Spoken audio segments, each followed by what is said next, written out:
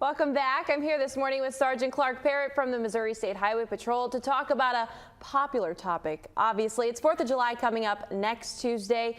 What I guess is the most important thing that you can tell people on how to be careful for the 4th of July? Well, just do everything, have fun, Yeah. but as we've talked about on a lot of things, do it responsibly. Right. A lot of people are going to take off Monday, and we're looking at a possibly 3, 4, 5 day weekend. Yeah. For a lot of folks. We're starting to see travel pick up yesterday, and we anticipate the lakes, the rivers, the streams, everything's going to be full of people going on vacation and this and that. But when it comes to the fireworks specifically, if you don't know what you're doing, let the professionals handle it. There are wonderful fireworks displays all over southeast Missouri that people can go to. Jackson City Park has one, Wapapella Lake, they're everywhere.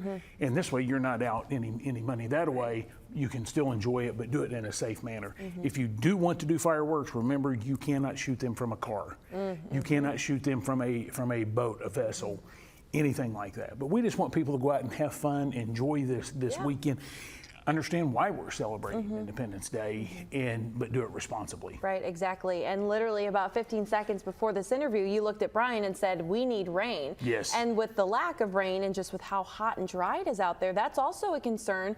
People shooting off those fireworks, who knows if it could spark a fire or whatever. So people really just have to be extra careful. And then I know that obviously kids, either they hate them or they love them, and they love to see those sights and sounds. But sometimes kids will use sparklers. Is there any advice on kids and fireworks? Yeah, make sure if you've got little ones and sparklers, they're fun. Yeah. You can dance and do all kinds of neat things with them.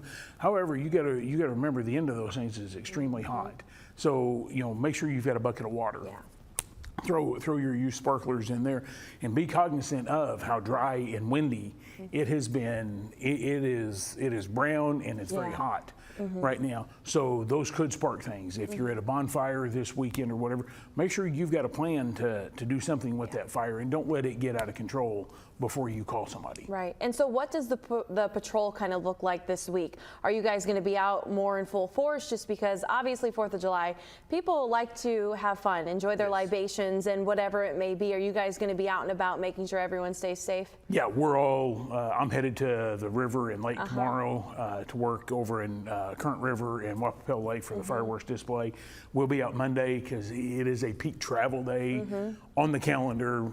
Our counting period is a little bit shorter this year. However, again, we anticipate people taking off Monday. Right. So now you're looking at a 4 or 5 day weekend if they take off half a day today.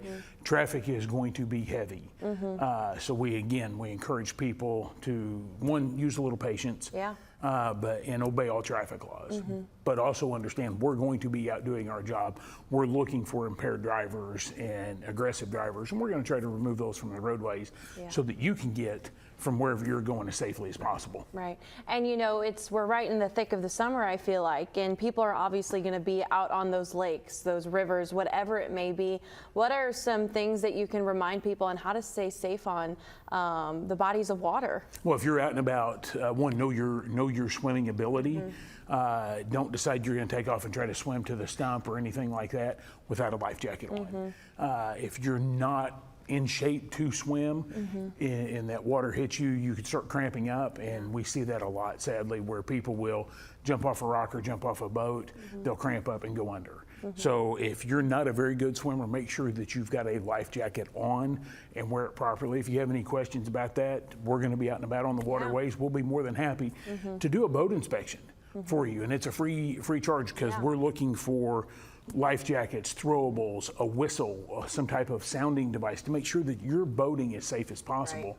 And those are just some of the many safety tips that we have for this week. Yeah, and you guys don't want to have to ticket anyone or have to do anything that is going to make for a bad holiday. We just ultimately want everyone to have fun, and I guess to do it safely. That's what it's all about. Ultimately, if we didn't scratch a ticket for the next 5 days, that would be great. Yeah. Because that means everybody is getting from point A to point B as safely as possible. They're doing it responsibly.